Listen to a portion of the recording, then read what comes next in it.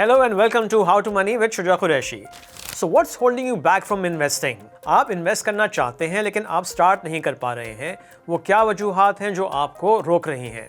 Is it fear of losing money? क्या आपको इस बात का डर है कि अगर आपने इन्वेस्टमेंट की तो आपको लॉस हो जाएगा? Is it lack of knowledge?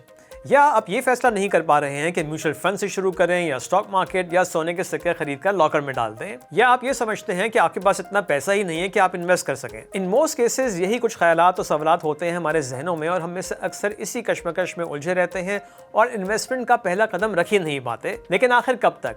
आखिर आप अपनी जिंदगी की फाइनेंशियल प्लानिंग कब स्टार्ट करेंगे? ये सवाल लोगों से पूछा जाए तो वो खामोश हो जाते हैं या सिर्फ मुस्कुरा कर रह जाते हैं। ऐसा ही एक सवाल और भी है, अपनी मेहनत से कमाए हुए पैसे को महंगाई से बचाने के लिए आपके पास क्या प्लान है? इस सवाल के जवाब में भी ज्यादातर लोग कोई कन्विंसिंग जवाब नहीं दे पाते हैं। तो फिर क्या किया जाए? एक बात बिल्कुल वाज़ेह है, आप जितनी देर में फैसला करेंगे उतना ही आपको नुकसान होगा। वक्त किसी के लिए नहीं रुकता और जो अपॉर्चुनिटीज आज हैं वो कल नहीं होंगी। इन्वेस्टिंग रिस्की जरूर है लेकिन उससे भी बड़ा रिस्क इन्वेस्टमेंट ना करना है। सबसे पहले फेयर ऑफ लूजिंग मनी की बात कर लेते हैं।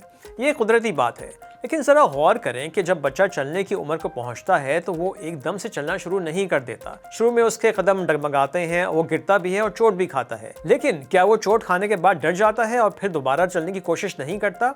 ऐसा नहीं होता। डर के बावजूद वो दोबारा उठकर कोशिश करता है और बिल आखिर कामयाब हो जाता है। कहने का मकसद ये है कि डर तो हमारी जिंदगी के बहुत से स्टेजेस में होता है, लेकिन आगे बढ़ने के लिए हमको कुछ रिस्क लेने होते हैं। एक्सीडेंट के डर से क्या आप मोटर बाइक या गाड़ी में कभी नहीं बैठेंगे, रोड भी नहीं क्रॉस करेंगे? इस तरह की बहुत सी मिसालें हैं। Actually fair of losing money और लैक ऑफ नॉलेज इंटरकनेक्टेड है। आपको डर इसलिए है क्योंकि आपको इन्वेस्टिंग की नॉलेज नहीं है और इसका हल यही है कि आप नॉलेज हासिल करें। जिस तरह आप मोटर बाइक या गाड़ी चलाना सीखते हैं और वो सारे प्रिकॉशनरी स्टेप्स लेते हैं जो आपको एक्सीडेंट से बचाते हैं, इसी तरह इन्वेस्टमेंट करने से पहले आप सीखें कि इन्वेस्टमेंट कैसे की जाती है। मिसाल के तौर पे स्टॉक मार्केट में इन्वेस्टमेंट करने का तरीका ये नहीं है कि आपने स्टॉक ब्रोकर के साथ अकाउंट खोला, उसमें पैसे ट्रांसफर किए, फिर ब्रोकर को फोन करके पूछा कि कौन सा स्टॉक खरीदूं। ब्रोकर ने कहा ABC कंपनी का स्टॉक खरीद लें और आपने कहा ठीक है खरीद लो। ना कोई सवाल ना कोई जवाब और बस खरीद लो। और ज्यादातर लोग स्टॉक मार्केट में इसी तरह इन्वेस्ट कर रहे होते हैं। अब मैं इसको इन्वेस्ट करना नहीं कहूंगा।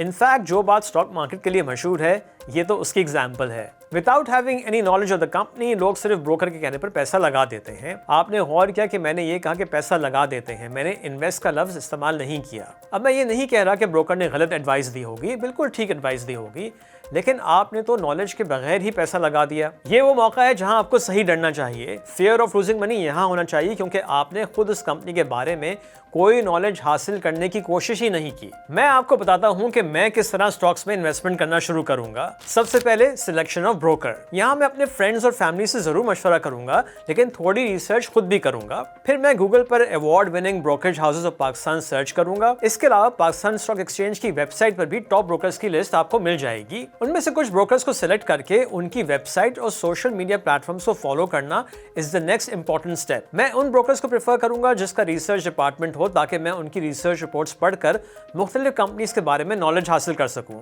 फिर मैं ये भी देखूंगा कि different brokerage houses social media पर रिपोर्ट्स के अलावा और क्या डेटा शेयर कर रहे हैं और वो मेरे डिसीजन मेकिंग के लिए कितना अहम है। रिसर्च रिपोर्ट्स में मुख्तलिफ कंपनीज की फाइनेंशियल परफॉर्मेंस को एनालाइज किया गया होता है, जिससे उस कंपनी के स्टॉक्स में इन्वेस्ट करने का फैसला किया जा सकता है। लेकिन इसका ये मतलब हरगिज नहीं कि ये रिस्क फ्री इन्वेस्टमेंट हो जाएगी।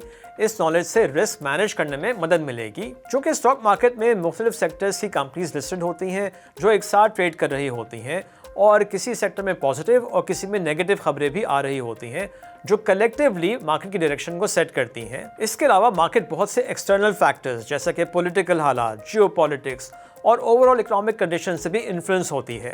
तो जरूरी नहीं है कि आपने जिस कंपनी का स्टॉक नॉलेज हासिल करने के बाद खरीदा हो उसकी प्राइस फौरन ही बढ़ना शुरू हो जाए। जैसा कि कोविड-19 के जमाने में दुनिया भर की स्टॉक मार्केट्स में तेजी से गिरावट नजर आई। वो स्टॉक्स जो डायरेक्टली मुतासर हुए जैसे कि एयरलाइंस और होटल्स, उनकी शेयर प्राइसेस में बहुत ज़्यादा कमी हुई, लेकिन दूसरे स्टॉक्स भी नीचे आ गए। ऐसे मौके पर पैनिक नहीं करना चाहिए।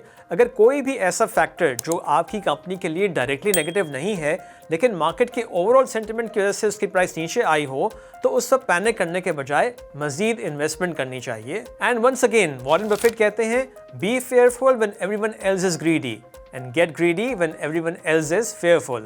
Data shows that markets tend to reverse their losses in the long term. और इसीलिए कहा जाता है कि investment in the stock market is for the long term. इसी तरह अगर आप स्टॉक मार्केट के अलावा कहीं और इन्वेस्टमेंट करना चाहते हैं तो उन एसेट क्लासेस के बारे में नॉलेज हासिल करें और फिर इन्वेस्ट करें। जब आप पहली दफ़ा इन्वेस्टमेंट करने जा रहे हों तो एक और इम्पॉर्टेंट स्टेप ये है कि आप कम पैसों से स्टार्ट करें, यानी keep your initial investment small. इससे भी आपका fear of investing and losing money control होगा और जैसे जैसे आपका कॉन्फिडेंस बिल्ड होता रहे आप अपनी इन्वेस्टमेंट की अमाउंट को बढ़ा सकते हैं। लेकिन डोंट गेट ओवर एक्साइटेड। अक्सर लोग ओवर कॉन्फिडेंट भी हो जाते हैं और एकदम से ज्यादा पैसे इन्वेस्ट कर देते हैं। एक अच्छी एडवाइस ये है कि आपके पास कुछ कैश होना चाहिए ताकि अगर मार्केट नीचे आए तो आप मजीद इन्वेस्ट कर सकें। कैश मैनेजमेंट एक बहुत इंपॉर्टेंट पहलू है और ये भी एक्सपीरियंस के साथ साथ आता है। जब ओवरऑल मार्केट कंडीशन स्टेबल हो और स्टॉक प्राइसेस अट्रैक्टिव लेवल्स पे हो तो ज़्यादा कैश रखने से आप अपॉर्चुनिटी मिस करेंगे। सिमिलरली अगर स्टॉक मार्केट बहुत बढ़ जाए और कुछ स्टॉक्स ओवर वैल्यूड हो जाएं तो बेहतर है कि प्रॉफिट बुक करके कैश होल्डिंग को बढ़ा लिया जाए। अब आ जाते हैं उस बात पर जो बहुत से लोग सोच कर इन्वेस्ट नहीं करते और वो है कि मेरे पास इतने पैसे ही नहीं कि मैं इन्वेस्ट कर सकूं। बहुत सी एसेट क्लासेस में आप कम पैसों से भी इन्वेस्टमेंट शुरू कर सकते हैं। इसमें म्यूचुअल फंड्स नुमाया हैं जहां 5,000 रुपए से भी इन्वेस्टमेंट की जा सकती है और अगर आप हर महीने 5-5 हज़ार सेव करते रहें तो वो रकम भी आप कंटिन्यूसली इन्वेस्ट कर सकते हैं। म्यूचुअल फंड्स की सिलेक्शन भी आप उनकी वेबसाइट्स पर हिस्टोरिकल रिटर्न्स को कंपेयर करके कर सकते हैं। So the bottom line is that you need to start investing now then later. आप जितना डिले करेंगे इन्फ्लेशन आपके पैसे की वैल्यू को कम करता रहेगा, लिहाजा इन्वेस्ट ना करके भी आपको लॉस तो हो रहा होगा। मैंने जो अपना गोल सेट किया हुआ है वो बहुत सिंपल है, मुझे अपने पैसे को इन्फ्लेशन से बचाना है बस। और इस गोल को हासिल करने के लिए I am always looking for opportunities. वक्त के साथ साथ आपके पैसे की वैल्यू कम होती रहती है। आपने अपने बड़ों से सुना होगा कि हमारे ज़माने में डबल रोटी 10 रुपए की थी जो आज 110 रुपए की है। लेकिन हमको अब इतना पीछे जाने की ज़रूरत नहीं है। मैं एक दफ़ा फिर कोविड-19 की एग्जाम्पल दूंगा जिसके बाद पूरी दुनिया में इन्फ्लेशन देखा गया। यूरोप और अमेरिका में भी खाने पीने की चीज़ों की कीमतों में बहुत इजाफा हुआ। अमेरिका की एग्जाम्पल ले लेते हैं जहां खाने पकाने के तेल की कीमत 100% बढ़ गई। तो इस महंगाई को तो हम सब ने सिर्फ 2-3 साल पहले ही एक्सपीरियंस किया है। फॉर्चुनेटली वो लोग जो इन्वेस्टमेंट करते हैं उनका पैसा इस इन्फ्लेशन से प्रोटेक्टेड रहा क्योंकि कोविड के बाद दुनिया भर की स्टॉक मार्केट्स रैली कर गई। इक्विटी म्यूचुअल फंड्स ने भी अच्छा परफॉर्म किया और सोने और चांदी की कीमत तकरीबन डबल हो गई। हम अक्सर कहते हैं ना कि कोई भी काम करने से पहले थिंक ट्वाइस। मैं ये कहूंगा कि think twice before you decide not to invest. Happy investing.